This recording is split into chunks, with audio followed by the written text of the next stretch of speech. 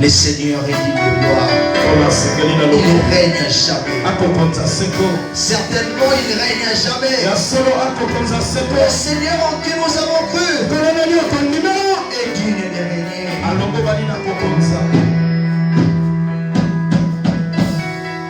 Assis sur le trône, tu règnes jamais. Jésus est assis sur le trône. Tellement il est assis sur le trône.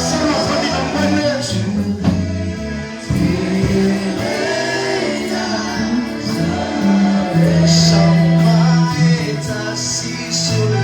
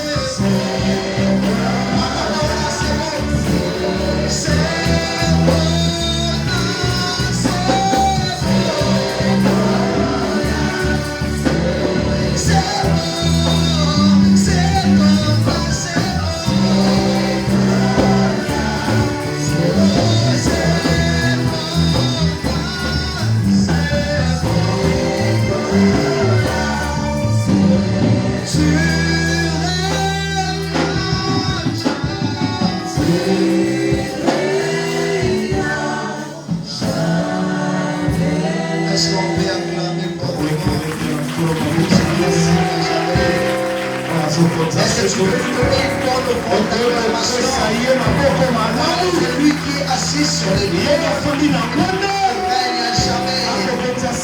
Celui pour qui nous sommes réunis ce soir, il règne à jamais. Emmanuel règne à jamais. Salvador règne à jamais. L'âme règne à jamais. Jésus-Christ règne à jamais. Seigneur, merci. Merci pour ton amour. Car nuit était toi, Père. On ne pouvait même pas nous réunir ensemble. Le souffle de vie que nous avons ce soir, cela nous vient de toi. Tu le sais très bien, Père éternel, combien sans toi nous ne peut rien. Tu le sais très bien, Seigneur, que nos vies dépendent de toi. C'est ainsi ce soir nous voulons t'écouter. Viens nous parler. Ce soir, éternel Dieu de gloire, je vais être l'instrument entre tes saintes mains afin que tu nous bénisses. Laisse que ta parole de ce soir nous restaure. Laisse que la parole de ce soir nous fasse énormément du bien. Laisse que ta parole de ce soir nous bénisse. Dispose nos cœurs à rester. Bénis ta parole. Qu'elle soit esprit élevé. Qu'elle soit esprit élevé. Pour ta gloire. Mais aussi pour notre édification. Au nom de Jésus-Christ, nous avons ainsi prié. Amen. Est-ce que tu peux m'aider à saluer ton voisin? Et j'aimerais que tu lui dises, le Seigneur est assis.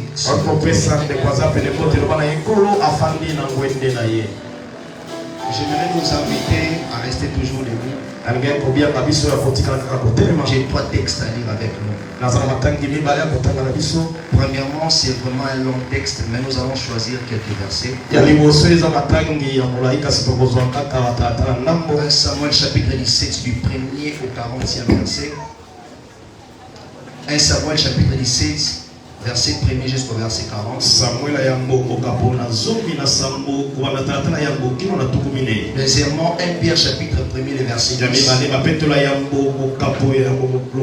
Et pour clore, Zacharie chapitre 4, le verset 6. Je lis la parole de Dieu, 1 Samuel chapitre 17.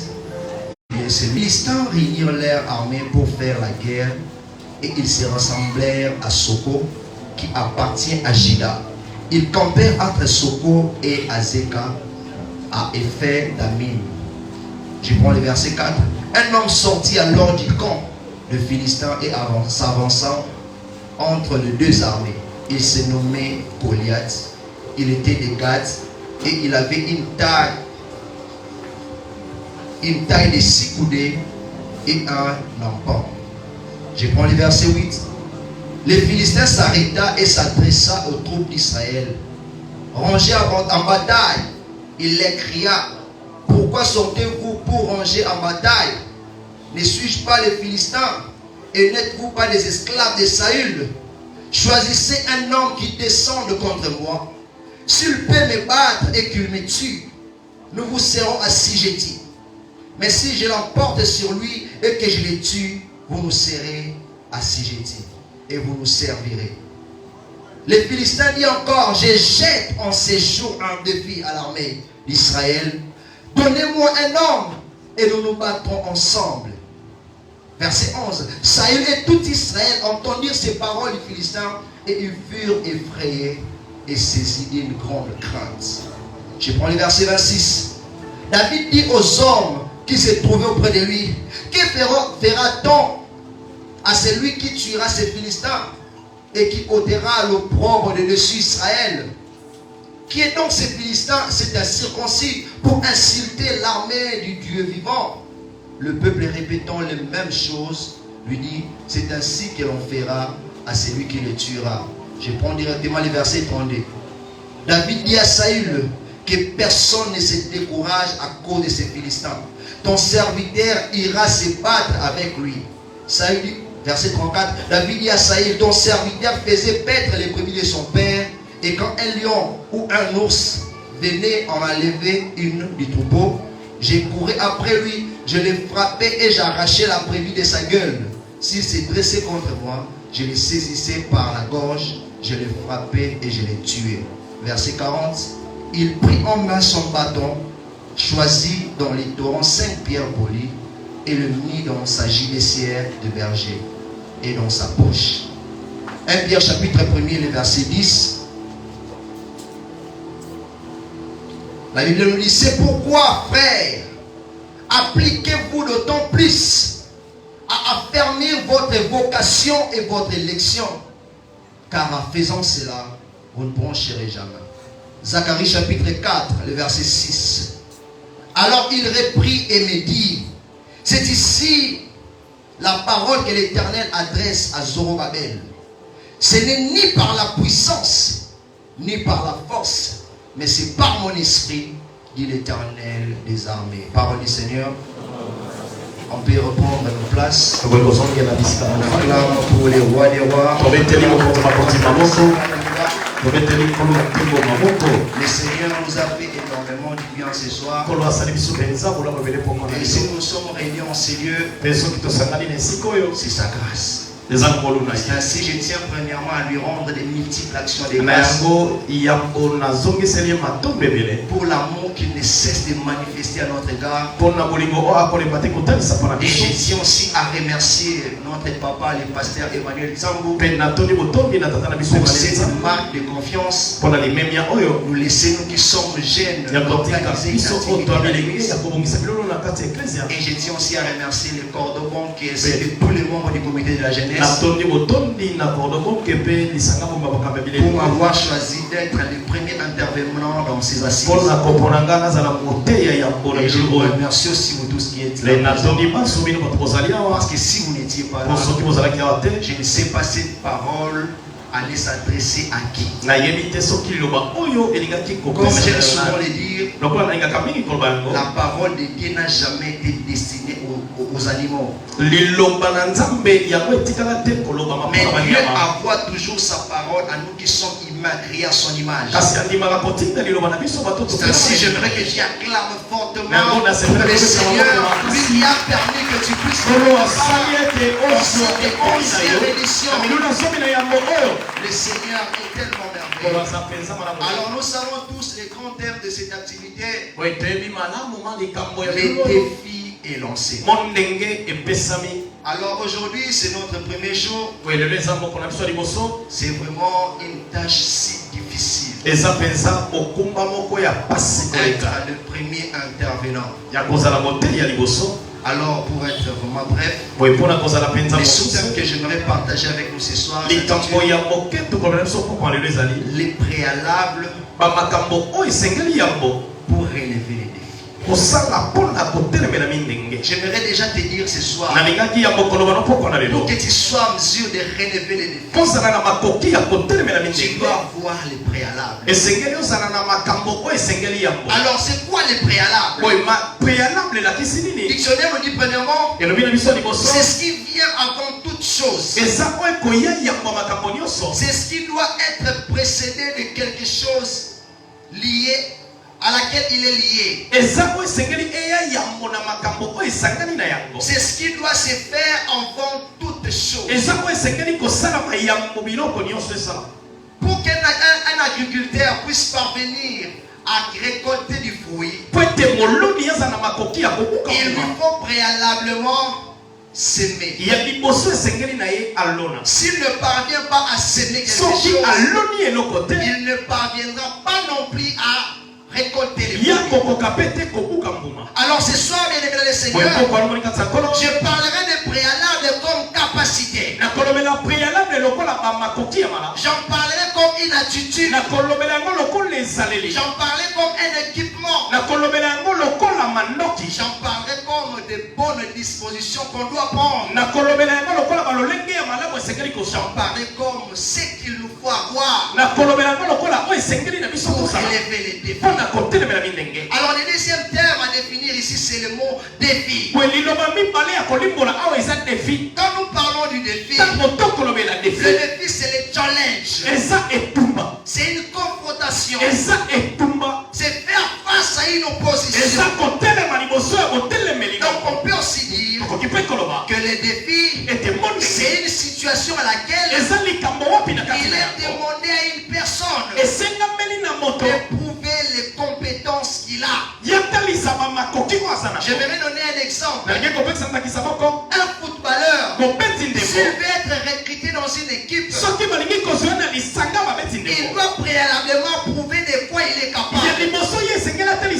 S'il ne parvient pas à prouver de quoi il est capable, aucun club ne pourra lui recruter. C'est ainsi, bien aimé le Seigneur, les recrutements pour un footballeur, c'est un défi qu'il doit relever. Alors lorsque nous parlons de ce sujet, le préalable pour relever les défis, cela nous révèle trois choses. La première, c'est avoir des dispositions qui nous servent de base ou de fondement afin de faire face aux défis. La deuxième des choses, avoir une attitude requise. C'est ce que nous devons avoir pour faire face aux obstacles. Je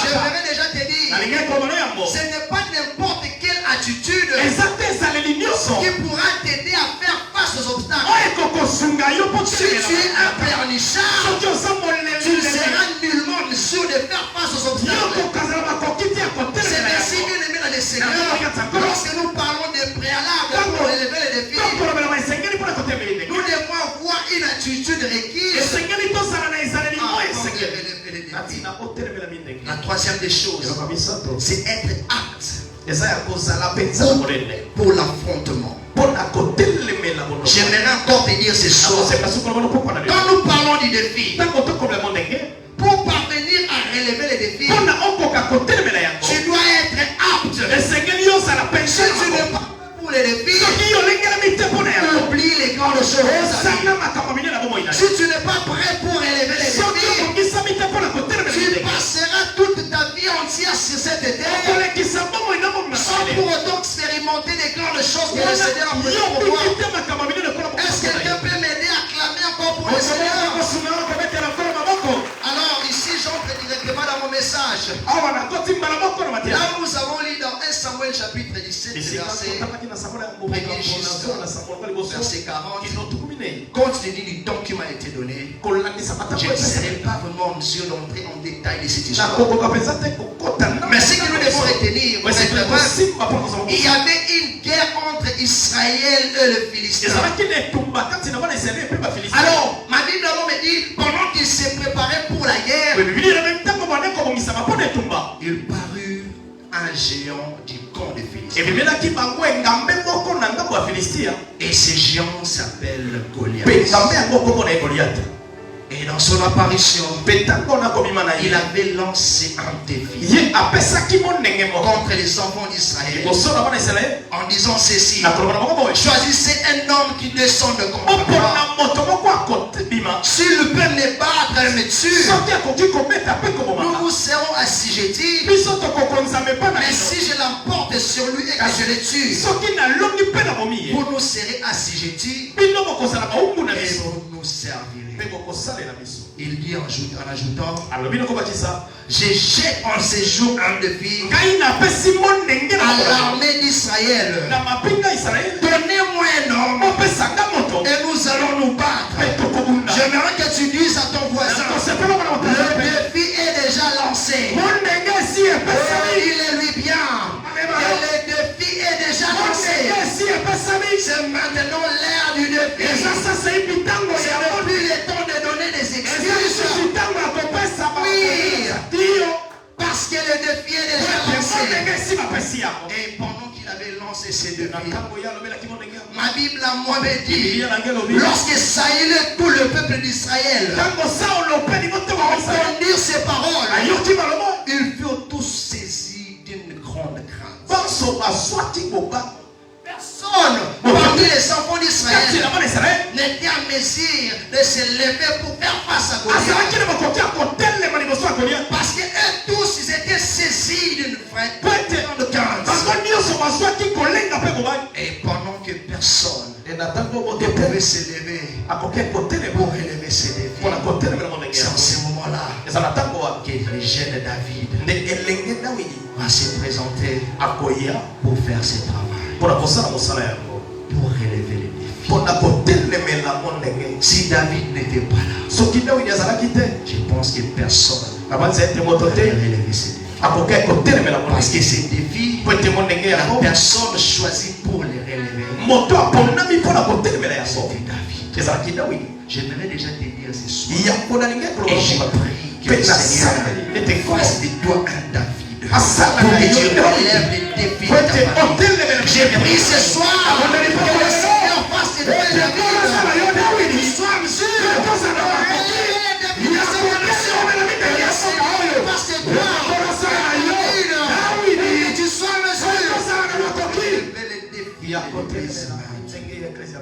Alors, bien aimé dans le Seigneur, j'aimerais nous parler rapidement des quelques vérités attachées au défi.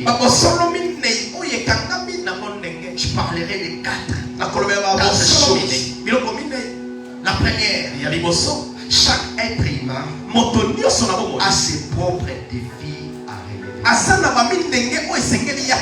Tel que nous sommes réunis, chacun de nous a ses propres défis à lui. Tes défis ne sont pas mes défis.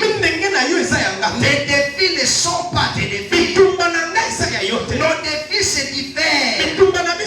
Car chacun a ses propres défis à relever. L'homme doit avoir les défis du mariage. Parce qu'il y a une loi qui pèse dans sa famille. Personne ne peut se marier. Pour lui, c'est un défi qu'il doit relever. L'homme, c'est un défi du travail. Parce qu'on a dit que dans la famille, personne ne trouvera du bon pour lui. C'est un défi pour lui à relever. Si je me permets de dire que tes défis ne sont pas mes défis. Tu as tes propres défis à relever. Si jamais, pour que je sois en mesure de les relever. La deuxième vérité attachée au défi, c'est que le défi est inévitable et incontournable. Les défis, j'aimerais que tu dises à ton voisin que le défi est inévitable. Écoutez ces trois choses. Celui qui évite les défis retarde l'accomplissement de ses promesses. Je suis venu m'adresser à des hommes et des femmes. Si Dieu t'a fait une promesse, avant que tu sois en mesure de le vivre, l'accomplissement de ses promesses, tu verras face au défi. Les promesses de Dieu ne s'accomplissent pas seulement comme ça. Mais avant de vivre l'accomplissement de ce que Dieu t'a promis, tu verras face au défi. La deuxième des choses, si vous ne voulez pas de défi, vous ne voulez pas non plus de trône. Si tu veux occuper le trône, tu es obligé à faire face au défi. Si tu veux être élevé, tu es appelé à faire face au défi. La troisième des choses, si vous ne voulez pas la croix, vous ne voulez pas non plus être souverainement. Jésus-Christ, pour qu'il soit souverainement élevé et recevoir un nom qui est au-dessus de tout, il lui a fallu d'abord à ce défi de la croix. Imaginons que Christ avait évité le défi de la croix. Est-ce qu'aujourd'hui on allait parler de lui? Est-ce qu'il allait être souverainement élevé? Si tu veux avoir un nom qui est élevé au-dessus de tout, c'était le défi de la croix. Parce que le défi c'est un passage obligé pour vivre les grandes choses. Le défi c'est un passage obligé pour vivre l'accomplissement des promesses de Dieu. Le défi, ce sont des moyens que Dieu nous permette, qui nous permettent d'entrer dans une nouvelle saison. Tu veux accéder dans une nouvelle saison. J'aimerais te dire, tu verras face au défi. Si tu évites les défis, tu n'accéderas pas aux nouvelles saisons. La nouvelle saison est réservée aux hommes et aux femmes qui sont prêts à affronter les défis. Si tu n'as pas affronté les défis, tu ne parviendras pas non plus accéder à une nouvelle saison. Tu ne pourras pas accéder à une nouvelle saison. Car derrière chaque défi se cache notre bonheur. Derrière chaque défi se cache notre bonheur. Se cache notre élévation. C'est notre richesse. Si tu veux vivre des grandes choses aujourd'hui, tu verras face au défi. Tu verras face au défi. Est-ce que tu peux m'aider à dire gloire au Seigneur? Alléluia. La troisième des choses, attaché. Troisième vérité attachée au défi. Les défis, ce sont des belles opportunités que Dieu nous donne pour que nous puissions manifester notre capacité. Bien-aimé dans le Seigneur, à chaque fois que tu feras face à un défi, ne panique pas.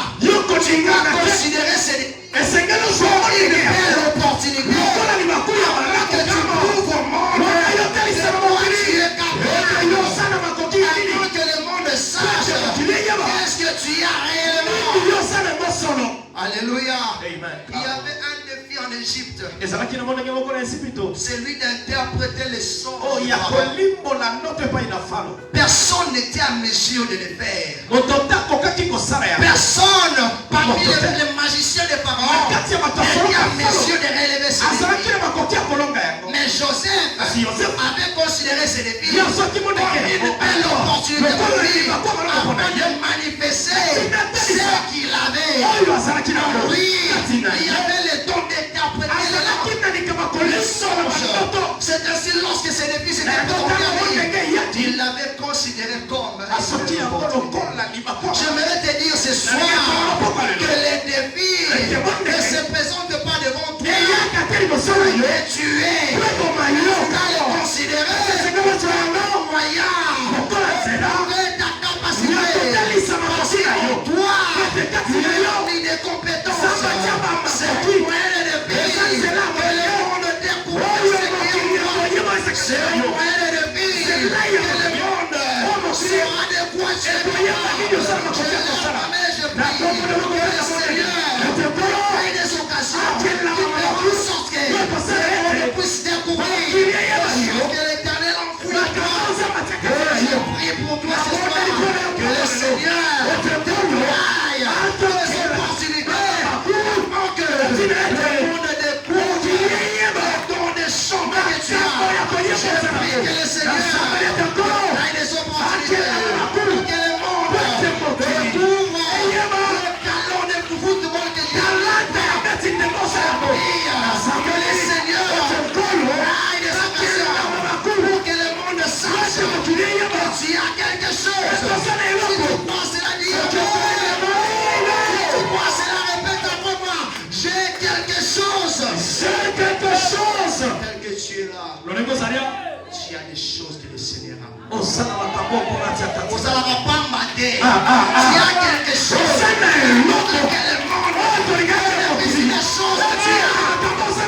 Tu ne veux pas venir dans ce monde passer inaperçu. Que le monde sache que tu as quelque chose.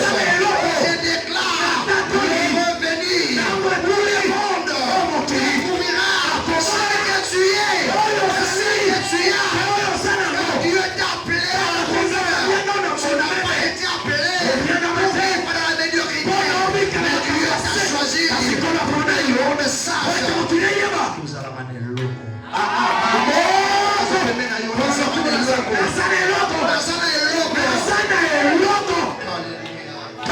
La quatrième et dernière chose, les défis. Ce sont des moyens qui nous permettent de manifester la gloire de Dieu. J'aimerais te dire ce soir, ton existence sur cette terre n'est pas pour rien.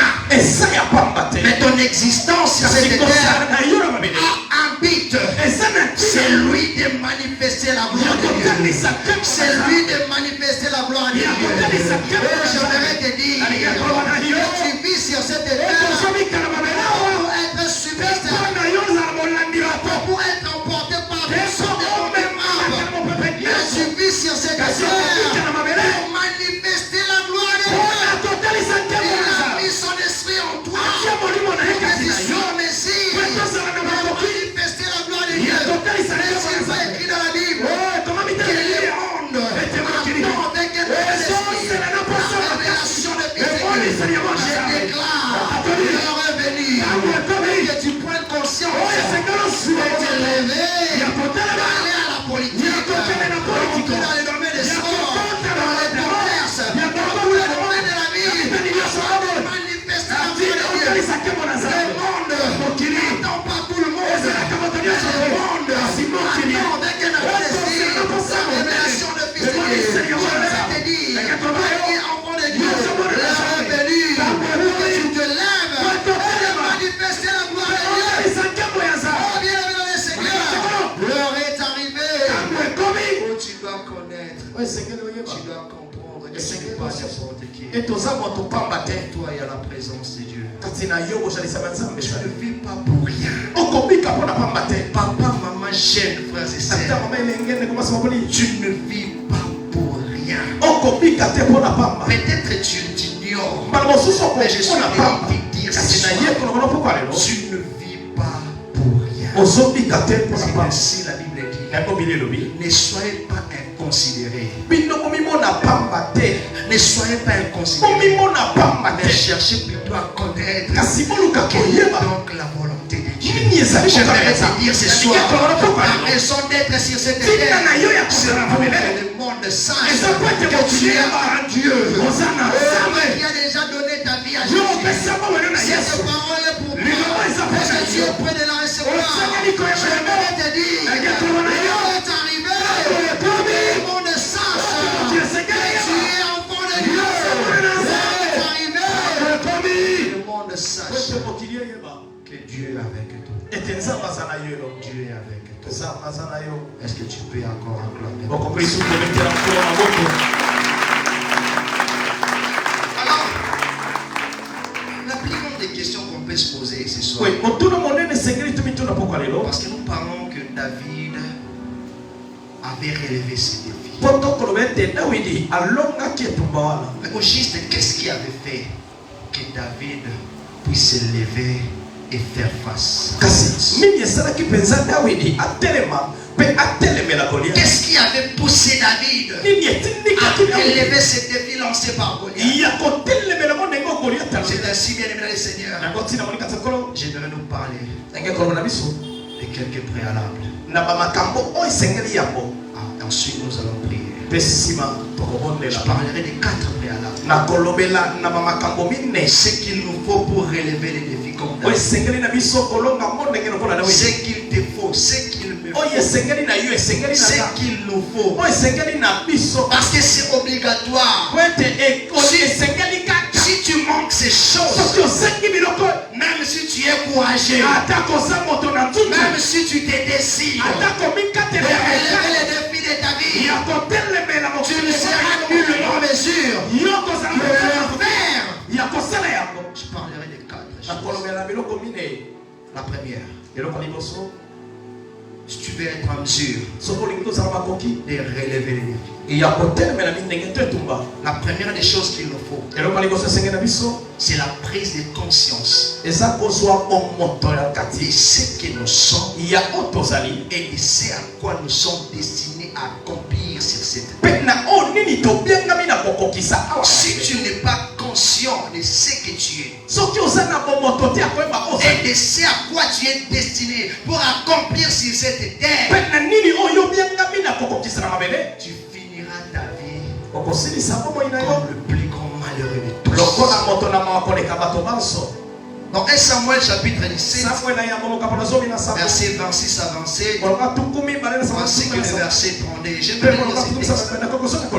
David dit aux hommes qui se trouvaient près de lui, que fera-t-on à celui qui tuera cet homme et qui ôtera l'opprobre de Israël?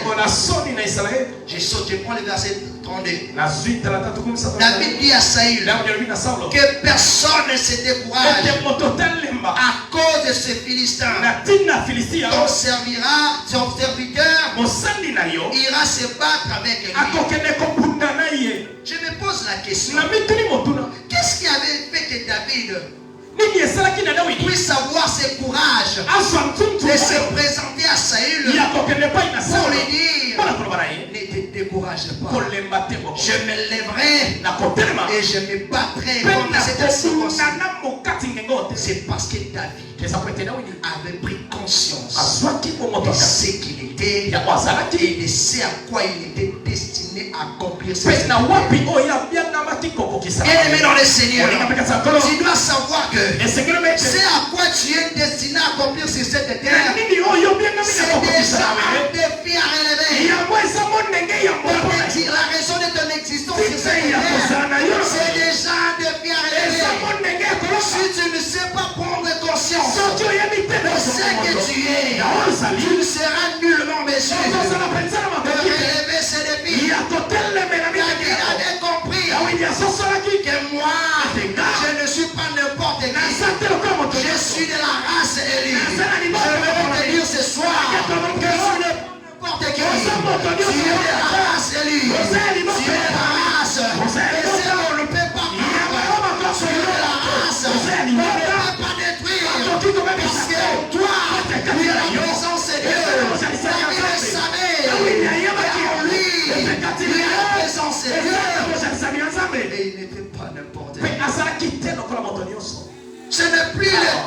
sous-estimer bien. Parfois nous cherchons à éviter certaines épreuves parce qu'on ne sait pas reconnaître ce qu'on est. Tu verras un chrétien tout le temps en train de pernicher. Si tu vois un chrétien en train de pernicher, c'est qu'il ne sait pas ce qu'il est. Je vais te dire, tu dois commencer d'abord à reconnaître ce que tu es, ce que le Seigneur a placé en toi, et sur quoi tu es destiné à accomplir ce que si tu ne parviens pas à détruire, tu seras le plus grand malheureux de tous. Toutes les personnes qui tiennent de tels propos, ce sont des hommes et des femmes seigneurs. David avait compris ce qu'il est. Par là, j'aimerais te dire, il est de ta responsabilité de chercher à comprendre ce que tu es. Ce n'est pas la responsabilité de Dieu, c'est ta responsabilité.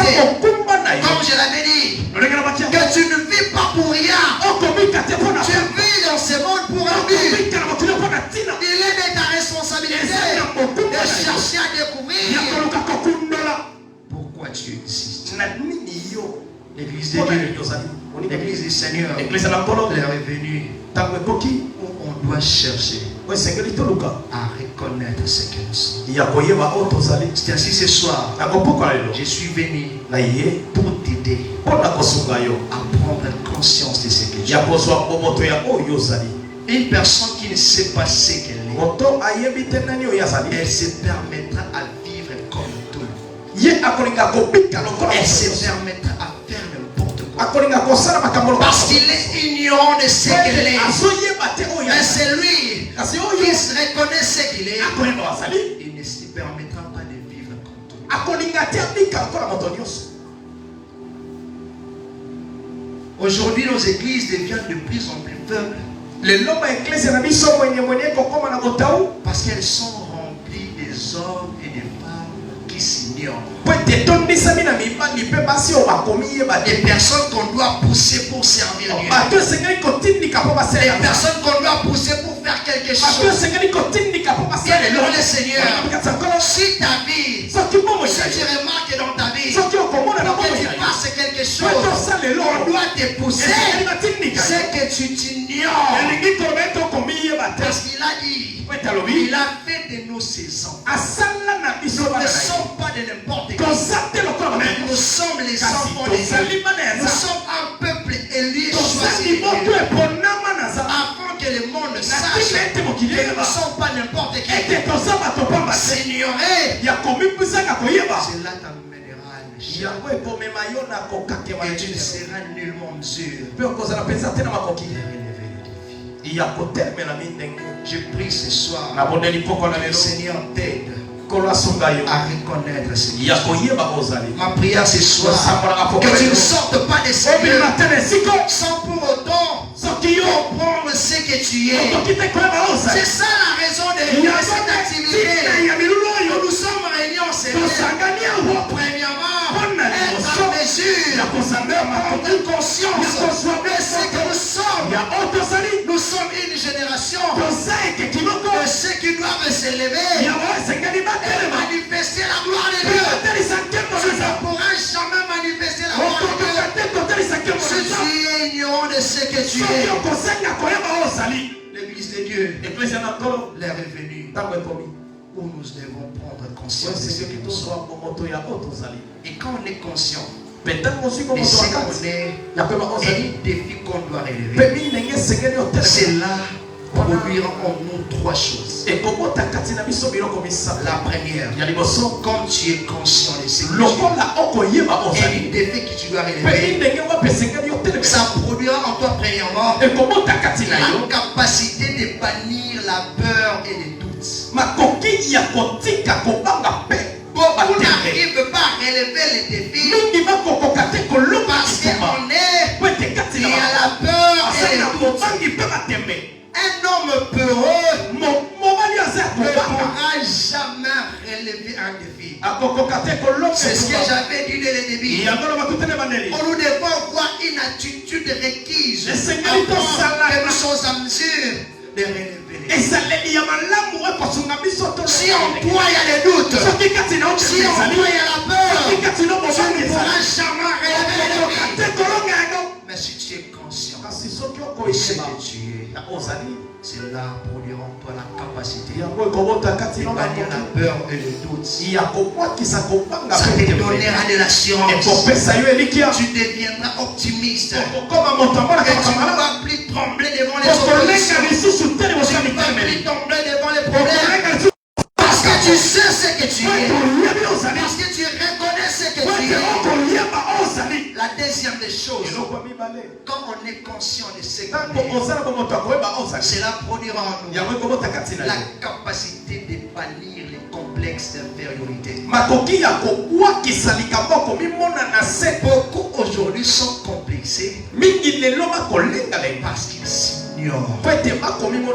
Tu te retrouves dans un milieu où tout le monde s'exprime en français. Pourquoi tu as la capacité plus que eux? Mais comme tu es complexé, tu deviens incapable de montrer au monde de quoi tu es. Le complexe d'infériorité a fait en sorte que beaucoup de gens ont raté de belles opportunités qui s'étaient présentées à eux.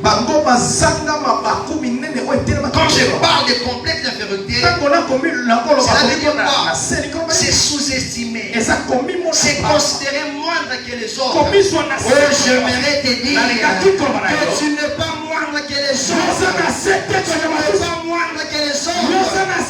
Tu as quelque chose à donner au monde. Tu as raison d'être sur cette terre. Mais pas tu es enfoui des compétences que ta famille a bénéficié, pour que cette nation a bénéficié. C'est ainsi de le Seigneur. Tu ne vas pas lire les complexes infériorités. Tu ne sais pas t'expliquer. Ce n'est pas le français qui fait le bonheur. Ce n'est pas le français qui fera les travaux. C'est ce que Dieu a placé en soi. C'est la faire en sorte que le monde se porte. C'est la faire en sorte que le monde reconnaisse. Tu n'es pas n'importe qui. Celui qui est conscient de ce il a la capacité de bannir les complexes d'infériorité. David, il n'était pas un militaire. Imaginez vous-même au milieu des militaires. Pendant que le soldat était incapable de relever ses défis. Mais David, il n'avait pas d'expérience en étant militaire. Il savait simplement. Il avait conscience de ce qu'il était au milieu de militaires. Il était inexpérimenté. Comme il savait ce qu'il était, il était en mesure de relever. Bien-aimé dans le Seigneur, si tu sais reconnaître ce que tu auras aussi la capacité. Tu auras aussi la capacité de bannir les complexes d'infériorité. La troisième des choses, quand on sait reconnaître ce qu'on est, et notre mission sur cette terre, ça produira en nous le courage d'agir. En lisant très bien ces textes, on constate que David n'était pas timide. Il avait le courage d'affronter parce qu'il savait ce qu'il était. Bien-aimé dans le Seigneur, quand on parle de courage, cela veut dire quoi? C'est la capacité d'affronter n'importe quel défi. Si tu n'es pas courageux, même si le défi se présente, tu ne seras pas à mesure de le relever. Même si tu es capable de vaincre Goliath, de manquer du courage, cela fera de toi un peuple. Et le Philistin continuera à parler. Parce que toi tu as manqué. Parce que tu as manqué. Toutes ces trois choses viennent de Seigneur. Mais c'est retrouve que dans la vie, c'est celui qui sait reconnaître. Tu sais reconnaître ce que tu es. Tu seras amusé de bannir la peur. Tu banniras les complexes d'infériorité. Et tu deviendras courageux. Est-ce que tu peux encore acclamer?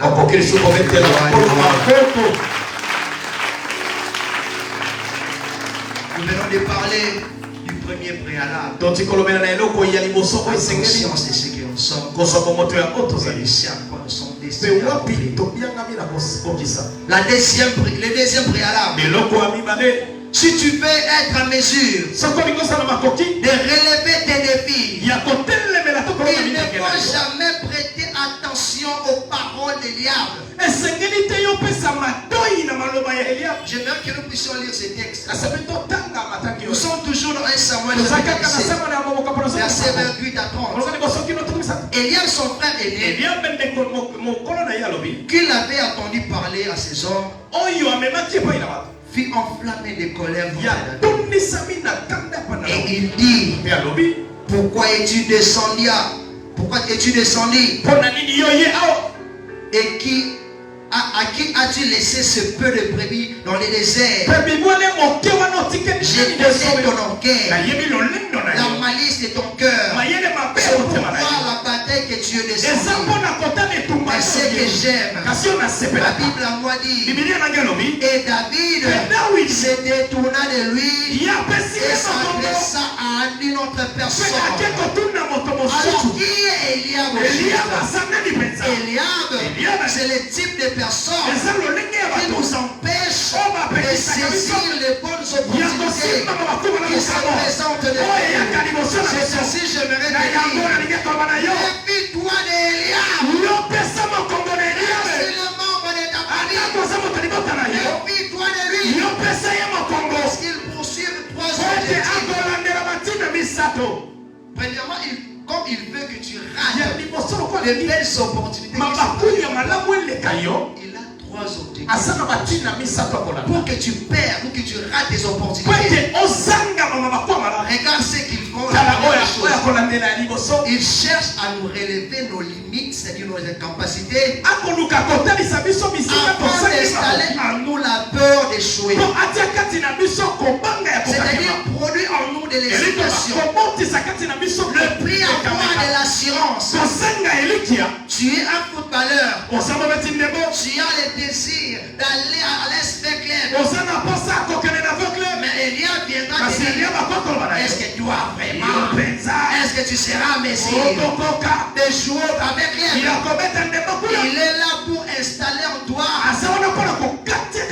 la peur d'échouer. Et pourtant tu as la capacité de relever les défis. Mais les paroles d'Eliab chercheront en sorte que tu deviennes hésitant. Et quand tu commences à hésiter dans la vie, c'est fini. Tu ne pourras pas expérimenter de grandes choses. C'est ainsi, bien aimé le Seigneur, nous sommes appelés, étant conscients de ce que nous sommes et de notre mission sur cette terre. Ne pas porter notre attention à Eliab. Le deuxième objectif qu'il poursuit, ils font tout pour nous décourager, comme faisait Sambala et Tobija. Nous connaissons tous très bien l'histoire de Néhémie. Je pense que nous connaissons tous ça. Pendant que Néhémie avait pris la responsabilité d'aller reconstruire la muraille d'Israël, Sambala et Tobija, il se présentait simplement pour les décourager. J'aimerais te dire, si dans ta vie, tu constates qu'il y a un frère, il y a une soeur qui ne fait que te décourager, tu veux commencer à te prendre quelque chose, mais il te décourage, éloigne-toi de lui. La Bible me dit, éloignez-vous de telles personnes, parce que ces personnes te feront rater les belles opportunités. Imagine Imaginez vous-même en étant découragé. Tu seras en mesure de faire face à un défi. Parce que le découragement, c'est l'instrument que le diable utilise pour empêcher les hommes et les femmes d'accéder dans de nouvelles saisons. Si tu es découragé dans ta vie, c'est fini pour toi. Le diable t'a déjà vaincu. Mais je dois s'asseoir que le Seigneur des diables, que le Seigneur t'épargne des diables. La troisième des choses que le diable cherche à faire dans nos vies, il cherche, il nous pousse à perdre la foi et l'assurance en notre Dieu. Et le diable nous pousse à vivre par la vue et non par la foi. Il vient pour nous présenter nos incapacités. Il vient pour nous présenter nos limites. Comme c'est son objectif qui nous poursuit. Bien aimé dans les Seigneurs, tu vas les reconnaître et ne pas prêter ton attention à lui. Parce que le diable ne voudra pas que tu sois un homme de foi.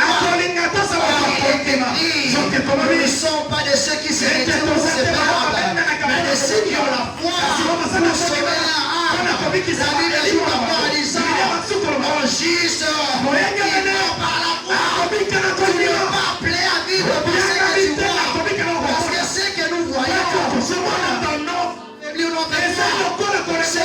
voyons, le chômage que je vois, la sérénité que je vois, le manque de travail que je vois, on toujours tendance à me voir.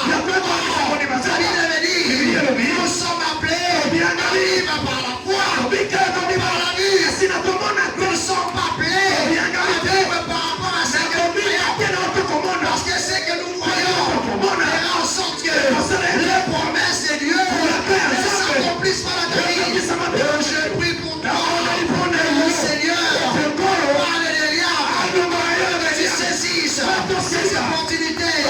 Est arrivé, l'Église humaine, comprendre que ce Satan utilise, on est une prendre, on cède à la grandeur, pour qu'ils saisissent les bonnes opportunités.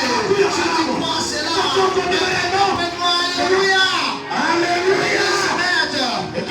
Je sens que j'aimerais prophétiser. C'est revenu pour cette église.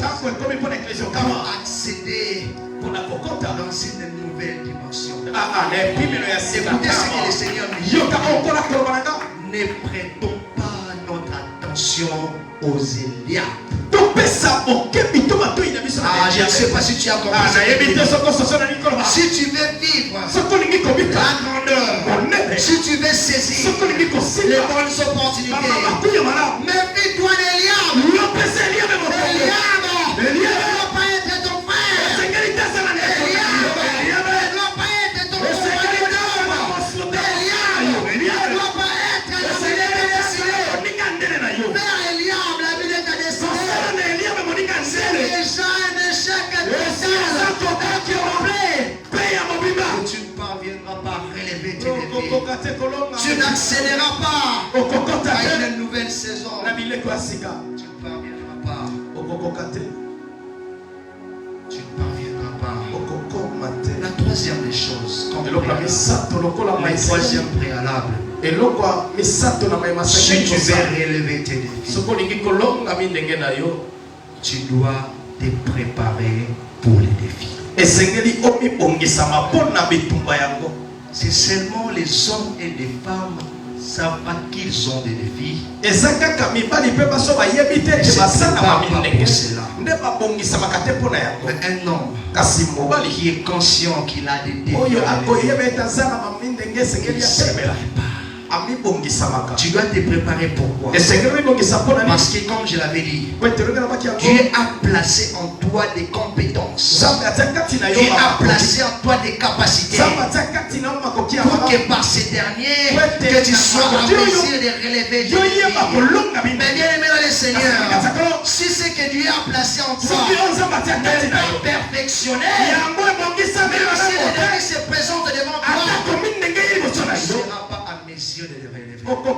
C'est ainsi l'église mère. L'heure est venue pour que nous puissions nous mettre au travail pour perfectionner les choses que le Seigneur a placées en nous. La préparation te permettra à perfectionner ce que tu as, c'est-à-dire talent, les dons, le potentiel, même ton appel. Tu es appelé au ministère. Tu dois te préparer pour le ministère.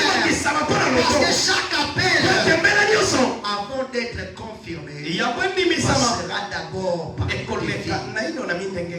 Tout ce que Dieu a placé en toi, avant que le monde les confirme, ça doit d'abord passer par un défi, c'est-à-dire par un test. Si tu ne sais pas te préparer, tu seras le plus grand malheureux de tous. Tout ce que David faisait dans la force, il se préparait pour sa destinée. Une personne qui se reconnaît qu'elle a une grande destinée, c'est pas de maintenant, non pas demain, de mettre au travail. Le travail et la destinée commence maintenant pour venir à relever. Commence à te préparer maintenant. Commence à perfectionner ce que Dieu a placé en toi maintenant. Sinon, tu vas pleurer et tu diras, si j'ai ça. Si une personne prononce un tel propos, c'est la vérité. C'est trop tard. Mais j'ai pris pour toi que je ne parviens pas à ce niveau. Que ces paroles ne sortent pas de ta bouche. Que tu ne dis pas que si je savais, j'ai pris que le Seigneur t'aide dans ta vie. Que cette phrase ne sorte pas de ta bouche. Mais pour que cela soit ainsi, tu dois te mettre au travail. Pour que cela soit ainsi, tu dois te préparer. Pour que cela ne soit pas ainsi, tu dois être comme David. Dans la bouche, il ne croisait pas ses doigts. Il était en train de préparer son avenir. Dans les secrets, il était en train de préparer sa destinée. Qu'est-ce que toi tu fais dans le secret? Là où personne n'est avec toi, tu passes tout ton temps. Tu passes tout ton temps dans les séries de mélange. Un chrétien, passer plus de temps dans la distraction, cela finira par te décevoir. Passer plus de temps dans les jeux Nintendo, passer plus de temps dans les paris foot, passer plus de temps dans des choses qui ne sont pas liées à la finira par te faire pleurer. Es-tu conscient de ce que tu es? Les hommes et les femmes qui reconnaissent ce qu'ils sont préparent leur avenir. Parce que la préparation, c'est un plus grand préalable pour faire face à Goliath. Je pense qu'une autre personne viendra en parler. David s'était servi des alliances. Tu es Goliath. Imaginez-vous s'il n'était pas en mesure de l'utiliser. Est-ce qu'il allait vaincre Goliath? C'est parce que David s'est préparé. Il savait que c'était un atout pour lui, pour qu'il fasse, qu'il soit messie de relever les défis. J'aimerais te dire que tu es chanteur, que tu es footballeur, que tu es politicien, je ne sais pas quoi. J'aimerais te dire, l'heure est venue pour toi. Notre travail, préparer ton avenir. Notre travail, pour perfectionner ce que tu as. L'apôtre Pierre nous dit, C'est pourquoi, frère, appliquez-vous d'autant plus à affermir votre vocation et votre élection. Ce n'est pas à Dieu de venir affermir ta vocation. Il est de ta responsabilité et d'appliquer pour rendre fort. C'est à toi de t'appliquer. Si tu t'appliques, cher bien-aimé, mais c'est intensifié. Si tu ne t'appliques pas à perfectionner ce que tu as, tu pourras faire des albums. Et cela sera sans succès. Pourquoi? Parce que tout se prépare dans les secrets. Seigneur, nous devons découvrir l'importance de la vie secrète. Dans les secrets, tu fais quoi? Tu m'écoutes ce soir. Tu passes ton temps à regarder la pornographie. Est-ce que tu seras à mesure d'élever les défis? Tu passes tout ton temps sur Facebook. Est-ce que tu seras à mesure de perfectionner ce que tu as? David était conscient. C'est la préparation. C'est la préparation. Si tu es conscient de ce que tu as,